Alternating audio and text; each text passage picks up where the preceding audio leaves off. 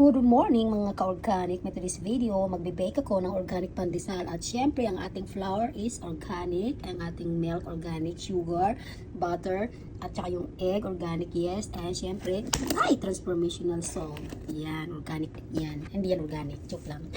So ayan, magbe-bake muna tayo ng ating pandesal. So ayan, kailangan nating halu-haluin lahat ng ingredients. And charan! Pandesal ginawa.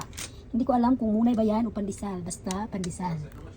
Well, check and try. Diyos ko, ginawa ko. Kurasan natin pandesal. Baga mayumuman. Ay, first time yan. I'm happy.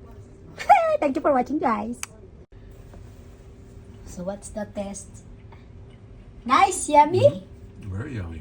Ooh, we put cheese. It will be more yummy. Wow, I'm good baker now, huh? Oh, unbelievable. My goodness.